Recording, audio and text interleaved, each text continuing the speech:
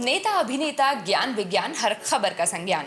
नमस्कार, मैं हनी त्यागी, आप देख रहे हैं आपकी आवाज का खास शो खास मुलाकात। एआई का दौर है तो हमारा डिस्कशन भी आर्टिफिशियल इंटेलिजेंस पर ही चल रहा है और इस डिस्कशन पर हमारे साथ एक बार फिर इस एपिसोड में है AI expert doctor Somendra Mohanty. Sir, बहुत बहुत स्वागत है। तो सर, पिछले एपिसोड में हमने जाना कि एग्रीकल्चर की फील्ड में एआई कितना हेल्पफुल है या फिर जॉब प्रोफाइल में किस तरह से एआई हमारी हेल्प करता है। इस दफ़ा हमें ये बताइए कि ई कॉमर्स में क्या रोल है एआई का। ई कॉमर्स में एक्चुअली बहुत ज़्यादा रोल है एआई का। और जो सबसे पहला रोल है वो है रिकमेंडेशन सिस्टम पे। रिकमेंडेशन सिस्टम में जैसा मार्केटिंग में हमारा दो कॉन्सेप्ट होता है, cross selling and up selling. Okay. Cross selling में रिकमेंडेशन में होता है कि आप जा रहे हो ब्रेड खरीद के आ रहे हो, अब वो क्रॉस सेल करेगा, जो ब्रेड खरीदता है वो उसके बाद बटर भी खरीद सकता है, अंडे भी खरीद सकता है, जी। पर टीवी और फ्रिज नहीं खरीदेगा। जी तो रिलेटेड प्रोडक्ट का एक एसोसिएशन बनने लग जाता है हर यूज़र के प्रोफाइल का। जी जी। तो उसको रिकमेंडेशन आने लग जाते हैं। आप भी जब ई कॉमर्स साइट में जाते हो, अमेज़न फ्लिपकार्ट का कुछ भी खरीदते हो तो उसके साथ एक रिकमेंडेशन आ जाता है। जो एसोसिएटेड प्रोडक्ट होते हैं, जो एसोसिएट करने लग जाता है यही, जी। तो उसको बोलते हैं recommendation system for cross selling. Okay. दूसरा होता है अप सेलिंग, वो बड़ा इंटरेस्टिंग है। वो अपने आप एक पैटर्न बनाने लग जाता है और क्लस्टर्स बनाता है। जैसे 15,000 का आप परचेज करते हो रेगुलरली, कोई 30,000 का कर रहा है, कोई 50,000 का कर रहा है। तो हाई स्पेंडिंग, लो स्पेंडिंग, मीडियम स्पेंडिंग। तो डिपेंडिंग कि आप कितने पैटर्न में स्पेंडिंग करते हो, उस रिलेटेड प्रोडक्ट्स आपको रिकमेंड करने लग जाएगा। जी। आपने अगर मोबाइल फ़ोन खरीदा हो तो आप उस लेवल पे आ चुके हो कि आप एक टैबलेट खरीद सकते हो या जी। एक मैक खरीद सकते हो।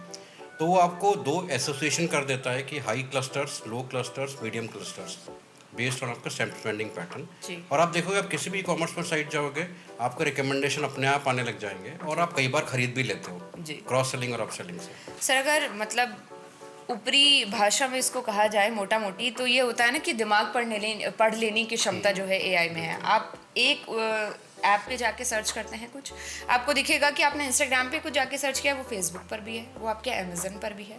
खैर, आपने रिकमेंडेशन के बारे में बताया, उसके बाद आता है प्रोडक्ट रिव्यूज़। वो कैसे किया जाता है? जब भी आप कोई प्रोडक्ट खरीदते हो, जैसे ओप्पो फ़ोन खरीदा है, जो भी खरीदा, आप ऐसा तो नहीं खरीदोगे, आप लोगों के रिव्यूज़ पढ़ते हो। जी। पहले क्या होता था, पहले ज़माने में लोग स्टार रेटिंग देते थे, 1 2 3 4 5। जी 1 सबसे बुरा, 5 सबसे अच्छा। जी। पर आपके लिए जो 3 है वो मेरे लिए 4 हो सकता है, और मेरे लिए जो 4 है किसी और के लिए 2 हो सकता है। ये सब्जेक्टिव है। जी जी। पर जो लिखा हुआ है वो इम्पोर्टेंट है कि जी। आपने लिखा क्या है उसके बारे में। जी तो आप लिख सकते हैं कि ये बहुत अच्छा फ़ोन था, इसकी बैटरी पर वीक थी, कलर बहुत अच्छा है, पर बाकी सारे फीचर अच्छे हैं। तो ऐसे घुमा फिरा के लोग रिव्यूज़ लिखते हैं। उसे कुछ पता तो चलता है नहीं कि अच्छा है कि बुरा है। जी। और 10,000 रिव्यूज़ आ जाते हैं। जी। तो उसको हम करते हैं सेंटिमेंट एनालिसिस, जो मैंने पिछले एपिसोड में बोला था। सारे के सारे रिव्यूज़ को ले लो और उसका एक सेंटिमेंट एनालिसिस का स्कोर बन जाता है। अगर स्कोर पॉजिटिव आया तो आप खरीद लो, नहीं तो मत खरीदो। ये आपके लिए भी अच्छा है और जिसने प्रोडक्ट बनाया उसके लिए भी अच्छा है, क्योंकि वो भी रिव्यू पढ़ रहा है। दूसरा जो होता है कि आज के दिन में एक बड़ा फेक सेलर्स का कॉन्सेप्ट आ गया है, कि जैसे एडिडास हो गया या नाइके हो गया, लोग झूठा मतलब एक अब नकली का ब्रांड बना के अपलोड कर रहे हैं। मार्केट प्लेस ही है अमेजन और फ्लिपकार्ट। जी। तो आपको कैसे पता चलेगा कि ये सही है कि नहीं है? जी। क्योंकि उन्हीं के दोस्त लोग उसके रिव्यूज़ अच्छे अच्छे लिखने लग जाते हैं। जी। तो अगेन एक एल्गोरिथम यूज होता है, वो जैसे नाइके, एडिडास ब्रांड है, उनके लोगों को इस लोगों के साथ कंपेयर करता है, which is again image algorithm CNN। जी। तो थोड़ा सा भी उसको थोड़ा सा डिटेक्ट लग करता है कि थोड़ा सा एबनॉर्मलिटीज़ है, एनामोलीज है, तो उसको निकाल देता है। जी। फिर वो आपके रिव्यूज़ पढ़ रहा है। अगर उसको लगता है कि रिव्यूज़ एक ही IP एड्रेस से आ रहे हैं, जी। एक ही लोकेशन से आ रहे हैं, या पैटर्न सेम है, मतलब घुमा फिरा के आप सेम चीज़ अलग अलग वर्ड्स बना के लिख रहे हो, जी। या AI टूल से ही जनरेट कर रहे हो, जी। तो उसको पता चल जाता है कि एक ही ग्रुप ऑफ पीपल वो रिव्यूज़ लिख रहे हैं। जी। तो वो फिर उसको स्टॉप कर देता है। जी। तो वो फेक सेलर्स को भी हटा रहा है कंज्यूमर के बेनिफिट के लिए, और कंज्यूमर को बेनिफिट मिल रहा है कि वो रिव्यूज़ का सेंटिमेंट एनालिसिस कर सकता है अगर उनका टूल है तो। जी। और जो मैन्युफैक्चरर है, उनको प्रोडक्ट का एक्चुअल पता चल जाता है कि एक्चुअल लोग इससे खुश है कि ना खुश है। इनफैक्ट एक बड़ी अच्छी फेमस वो है कि फ्लिपकार्ट ने एक पावर बैंक रिलीज़ किया था जी। अराउंड 6-7 साल पहले।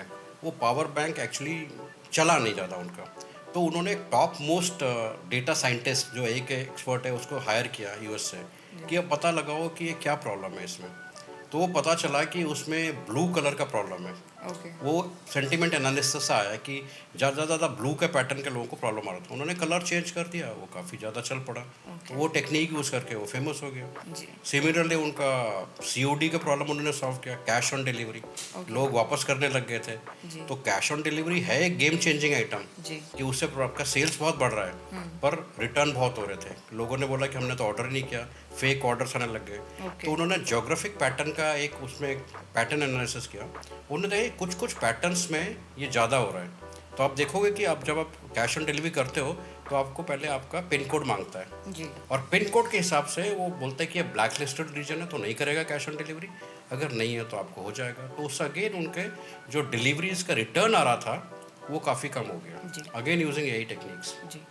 सर, क्या ऐसा कुछ है कि कस्टमर जो हैं उनको भी एआई हेल्प कर दे ये रिकॉग्नाइज करने में कि इट्स फेक और नॉट? कस्टमर के पास यही टूल्स जनरली होते नहीं हैं। जी। वो तो डिपेंड कर रहा है कि मैं फ्लिपकार्ट में क्यों जा रहा हूँ, मैं अमेजन में क्यों जा रहा जी। हूँ, मेरे को उन ब्रांड्स में भरोसा है। जी। मैं कोई एबीसी ई कॉमर्स साइट में क्यों नहीं जा रहा, मेरे को उसमें भरोसा ही नहीं जी। है। तो मैं अमेजन और फ्लिपकार्ट को ट्रस्ट कर रहा हूँ कि वो प्रोटेक्ट करेंगे मेरे राइट्स को, जी। कि जेन्युइन प्रोडक्ट लाएंगे, तो उनका ओनस है कि वो उसको करें। जी। क्योंकि मेरे पास तो टूल्स नहीं है कि मैं चेक करूँ कि फेक है कि नहीं है। जी। जी। अगर वो फेक है तो इनका रेपुटेशन ही खराब होगा, जी। तो इसलिए वो यूज़ करते हैं। कस्टमर्स एट द मोस्ट आज के दिन में कोई एआई टूल यूज़ नहीं कर रहा, कस्टमर यूज़ कर रहे हैं इसको, बेसिकली डिलीवरी में उनको हेल्प कर रहा है बेसिकली। सर, बीच में मतलब काफ़ी न्यूज़ आई डीप फेक की। सो क्या उसमें भी एआई का रोल है? सी डीप फेक में क्या है कि आप बेसिकली एक पर्सोना का एक डीप फेक बना लेते हैं, तो ऑब्वियसली एआई जनरेट कर रहा है इमेजेस। जी। जब एआई खुद ही जनरेट कर रहा है इमेज तो एआई उसको डिटेक्ट भी कर सकता है। जी। तो एआई अच्छा भी कर सकता है, बुरा भी कर सकता है, ये ह्यूमन की तरह है। जी। हम अच्छे आदतें भी हैं, हमारी बुरी आदतें भी हैं। जी। तो कुछ कुछ अच्छी आदतें भी आएंगी यही से, कुछ कुछ बुरी भी आएंगी। डीप फेक एक्चुअली प्रोडक्ट भी यही ओनली वो जनरेट करता रहेगा। जी।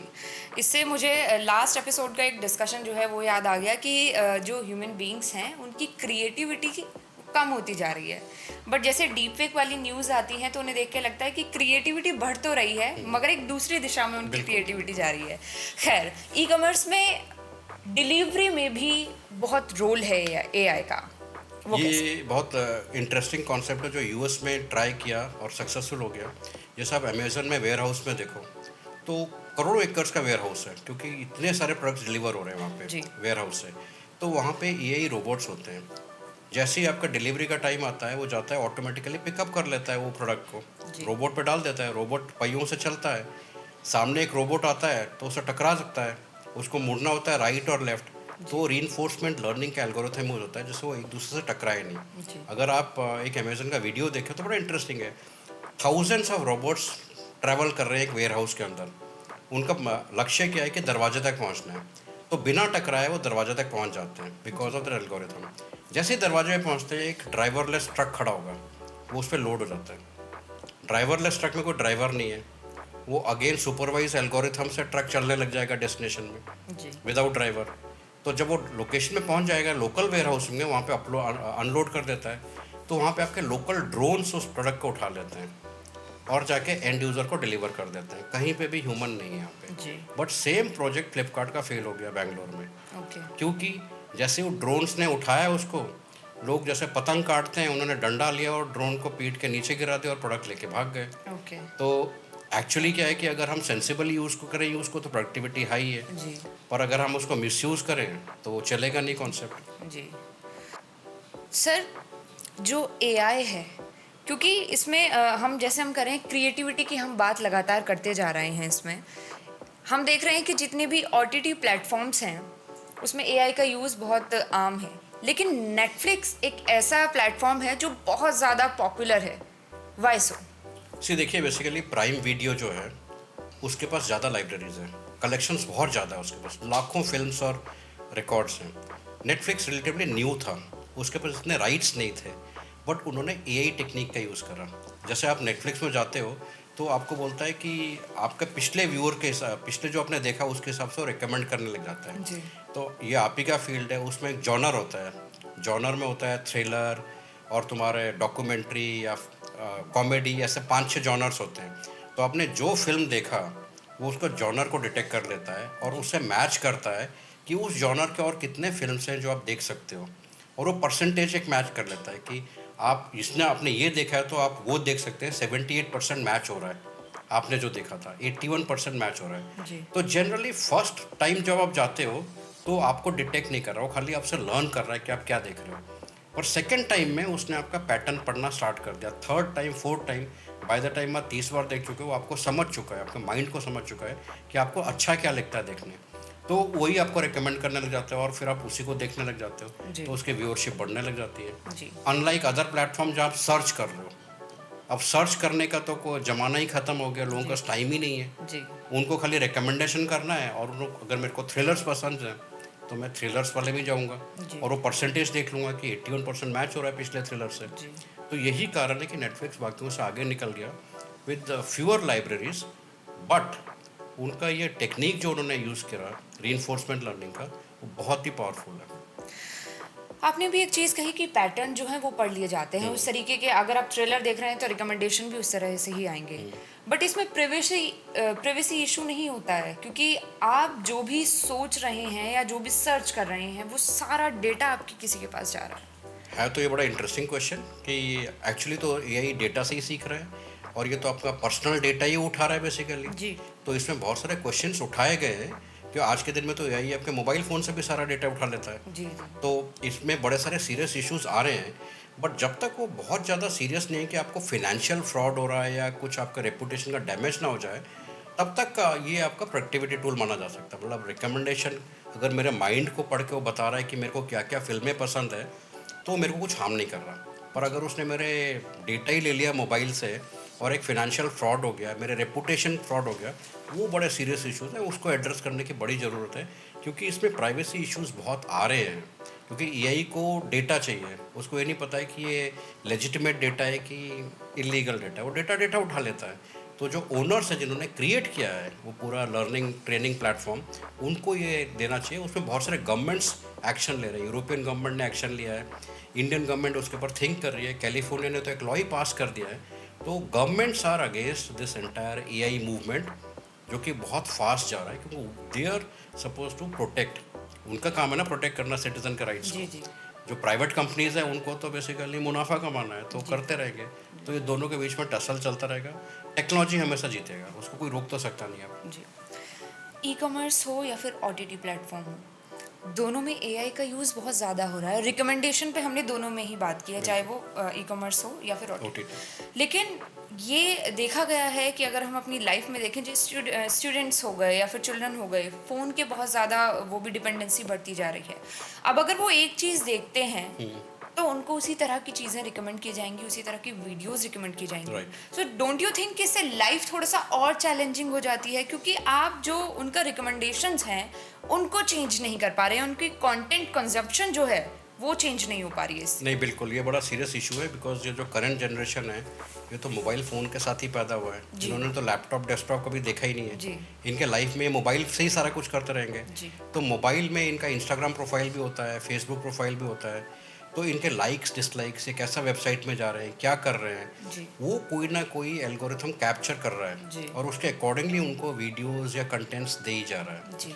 तो पेरेंट्स जो हैं वो इतने टेक्निकली इक्विप नहीं है ये सब देखने के लिए, क्योंकि मोबाइल फ़ोन में जो पेरेंट्स का जनरेशन है या उनके ऊपर वाला जनरेशन है, जो बेबी बूमर्स का जनरेशन है, उसको बोलता है fat thumb syndrome. Fat thumb syndrome होता है कि वो मोबाइल को इतनी अच्छी यूज़ नहीं कर सकते। फैट थंब का टेक्निकल मीनिंग है कि गलती से एक बटन की जगह दूसरा बटन दब गया, जी। बट उसका एक्चुअल मीनिंग है कि तुम मोबाइल से इतना कन्वर्सन नहीं हो। जी। बट आज के दिन में सब कुछ ही मोबाइल पे आ गया। जी। तो ये बहुत बड़ा एक सोचने वाला विषय है और इसका कोई इतना सरल आसान वो नहीं है। अगर आप पूरा मोबाइल फ़ोन को रेस्ट्रिक्ट कर दो कि आप यूज़ नहीं करोगे, तो उसमें आपके कम्युनिकेशंस का प्रॉब्लम आ जाएगा। आप कहीं जा रहे हो, आपको अपने पेरेंट्स के टच में रहना है, व्हाट्सएप सभी के पास चाहिए, वो सब हो ही जाएगा। तो पेरेंट्स को टाइम टू टाइम उनके मोबाइल ऐप्स को चेक करता रहना चाहिए और एक पर्टिकुलर एज में तो आप ऑडिट कर ही सकते हो उस मोबाइल फ़ोन पे कि क्या हो रहा है क्या नहीं हो रहा। असल में सर ये देखा गया है कि आप पर्टिकुलर एज में तो आप ऑडिट कर सकते हो, मगर जैसे अगर आप टॉडलर्स की बात करें तो उनका जो कंटेंट कंजप्शन है आप उसे कितना भी चेंज करने की कोशिश कर रहे हैं, क्योंकि उन्होंने जो वीडियो 5 से 6 बार देख ली है, ये बहुत स्पेसिफिक है कि अगली दफ़ा उसी का रिकमेंडेशन आएगा, और फिर ऐसे में बहुत मुश्किल हो जाता है, क्योंकि एक छोटा बच्चा वो बीज है जो पौधा बनेगा। तो हमें मेहनत करनी है उस बीच पर, तो वो बड़ी मुश्किल हो रहा है इस वक्त पे। एक्चुअली इसका कोई स्ट्रेट आंसर तो है ही नहीं, जी क्योंकि आप तो पूरा टाइम अपने बच्चे के पास रहोगे ही जी नहीं। उसके हाथ में मोबाइल ही क्यों दिया इन द फर्स्ट प्लेस? जी जी जी क्या बहुत ज़रूरी है मोबाइल उसके लिए? जी अगर दे भी दिया तो मतलब आपको चेक एंड बैलेंस करना पड़ेगा, नहीं जी तो ये आपके कंट्रोल के बाहर जा चुका है। जी क्योंकि आप कंजम्पशन देखो स्टूडेंट्स का या जी बच्चों का, कितना टाइम वो पेरेंट्स के साथ रहते हैं और कितना टाइम वो मोबाइल फ़ोन के साथ रहते हैं। 90-10% हो गया है। जी आज के दिन में अगर एक घर में 4 लोग हैं, वो चारों अलग अलग रूम में बैठ के अपने मोबाइल के साथ कुछ कुछ कर रहे हैं, चाहे वो पेरेंट्स है चाहे वो बच्चे हो। वो जी साथ कब मिलते हैं? वो जी साथ तभी मिलते हैं जब इंटरनेट राउटर ऑफ हो जाता है। जी तो सारे भाग के आ जाते हैं राउटर के पास जी कि इंटरनेट ही ऑफ हो गया तो मोबाइल ऑफ हो गया, जी डेटा। अदरवाइज उनसे कोई बातचीत ही नहीं होती एक दूसरे से। जी तो ये एक सोसाइटल पैटर्न ही चेंज हो गया है, इंटरनेट के साथ, मोबाइल के साथ, चैट जीपीटी के साथ, जेन एआई के साथ। और ये बिहेवियरल पैटर्न चेंज होता जा रहा है एंड ये थोड़ा सा डिफरेंट डायरेक्शन में जा रहा है और उसको कंट्रोल करने की बहुत ज़रूरत है। उसमें गवर्नमेंट का भी एक बहुत रोल है। जी। तो सर वही सवाल कि अब रिकमेंडेशन में आपको एक्सप्लोर करने का भी मौका मिलता है, आपको बेहतर से बेहतर चीज़ें वहाँ देखने को मिलती हैं, तो इस पर आप क्या कहेंगे कि एआई उस तरीके से बहुत यूज़फुल भी साबित हो रहा है? एआई बेहतर और ख़राब नहीं करता, एआई सिमिलरिटी देखता है कि सिमिलर क्या है। जी आपने जो देखा है उसी का सिमिलरिटी इंडेक्स देखता है। जी आपने अगर बेहतर देखा है तो वो बेहतरीन दिखाएगा, आपने अगर बेहतरीन से कम बेहतरीन देखा तो उसी टाइप का दिखाएगा। तो आप पे डिपेंड करता है। जी वो नहीं सोच रहा है कि आपको इससे बेटर, क्योंकि वो आपका पेरेंट नहीं है जी जो आपको ऊपर लेके जाएगा। वो आपको देख रहा है कि आपका माइंड कैसा सोचता है, सिमिलर चीज़ें आपको रिकमेंडेशन करेगा। जी तो अगर आपने बच्चों में आदतें ठीक डलवाई हैं तो अच्छी चीज़ें देखेंगे, तो फिर उसी तरह के बेहतरीन चीज़ें आएंगी। जी अगर वो बच्चा सेल्फ टॉट है और खुद ही एक्सप्लोर कर रहा है वर्ल्ड को, जी तो वो कुछ भी देख सकता है, उसको उसी टाइप के पैटर्न की चीज़ें आने लग जाएगी। सर बेहतरीन से मेरा संदर्भ फिलहाल ये था कि जैसे हम साइट्स की बात कर रहे थे, फिर चाहे वो फ्लिपकार्ट हो, अमेजन हो, आप एक तरह की कोई कोई प्रोडक्ट देखते हैं, फॉर एग्जांपल आपने कोई रेफ्रिजरेटर देखा है, उसके साथ साथ उसमें रिकमेंडेशन में आएगा कि आप ये भी ले सकते हैं, आप ये भी ले सकते हैं। सो वो एआई ही कर रहा है जो आपको बिल्कुल। एक ऑप्शन की जगह 1000 दिखा रहा है। क्रॉस सेलिंग अप सेलिंग कर जी। रहा है, बिल्कुल। इसी के साथ आपने एक जिक्र किया था ड्राइवरलेस कार का, तो उसमें क्या इम्पैक्ट है? सी आज के दिन में जो टेस्ला, गूगल, इनका सक्सेसफुल हो रहा है ट्रायल्स, टेस्ला तो चल भी रहे हैं कनाडा और यूएस मार्केट में। जी ड्राइवरलेस कार में पहले इन्होंने यूज़ किया था रिकमेंडेशन सिस्टम। रिकमेंडेशन सिस्टम में क्या होता है, बेसिकली इसको बोलते हैं रीइंफोर्स्ड लर्निंग। रीइंफोर्स्ड लर्निंग में क्या होता है कि कोई डेटा नहीं दिया जाता, आप अपना गलती करो और गलती से सीखो। अगर गलती करो तो आपको पनिशमेंट मिलता है, अगर नहीं करो तो आपको रिवॉर्ड मिलता है। जैसे एक बच्चा पैदा होता है, चलने लगता है 11-12 महीने में, जी चलता है, जाके टकरा के गिर पड़ता है, तो उसकी माँ क्या करती है, उसको थोड़ा सा डांटती है, थोड़ा सा वो करती है। तो नेक्स्ट टाइम वो चलता है, जब दीवार आती है तो राइट और लेफ्ट हो जाता है, तो माँ उसको अपलॉड करती है, मतलब शाबाशी देती है, उसको बोलते हैं रिवॉर्ड। तो रिवॉर्ड एंड पनिशमेंट से अपने आप यही सीखने लग जाता है। सुपरवाइज में क्या होता है कि आप उसको क्वेश्चन और आंसर दोनों रटवा रहे हो। जी पहला जो ड्राइवरलेस कार्स आया था, वो आया था इसमें रीइंफोर्समेंट लर्निंग में, कि गलती करो और सीखो। जी पर उससे क्या हुआ है कि आप ड्राइवरलेस कार जा रहा है, सामने एक आदमी है, उसने उसको उड़ा दिया, जी गलती होगी अगली बार नहीं करूँगा। एक खाई आई, उसमें गिर गया, गलती होगी अगली बार नहीं करेगा। जी उसका जो इम्प्लीकेशंस बहुत सीवियर हो रहे थे। जी फिर उन्होंने अपना एल्गोरिथम चेंज किया, सुपरवाइज्ड, उसको सिखाया कि क्या सही है क्या गलत है। सामने आदमी है तो ब्रेक मारो, सामने खाई है तो राइट और लेफ्ट जहाँ मुड़ना है वहाँ मुड़ो। जी तो अकॉर्डिंगली एल्गोरिथम्स भी चेंज हो रहे हैं। और एक्चुअली देखा गया है कि ड्राइवरलेस कार की एफिशिएंसी ज़्यादा है, क्योंकि उसमें ह्यूमन फैटीग ही नहीं है। जी आदमी चलाते चलाते सो थोड़ी रहा है, वो जी। तो चलाता ही रहेगा। उस पर एरर्स आएंगे एल्गोरिथम्स में, हमेशा कोई भी एल्गोरिथम यही का 100% एक्यूरेसी कभी नहीं होता। 78, 80, 85% एक्यूरेट एल्गोरिथम अच्छा माना जाता है। मतलब हम बोल रहे हैं 15% गलतियाँ होंगी, जी 100% कभी अचीव ही नहीं कर सकते। जी। तो 15% एक्सीडेंट होंगे, गलतियाँ होंगी। पर अगर ह्यूमन कार्स को देखो तो वहाँ ज़्यादा हो रही है। जी तो ओवरऑल एफिशिएंसी बढ़ रही है। मतलब प्रॉब्लम क्या हो रहा है, ड्राइवर की नौकरियाँ जा रही है।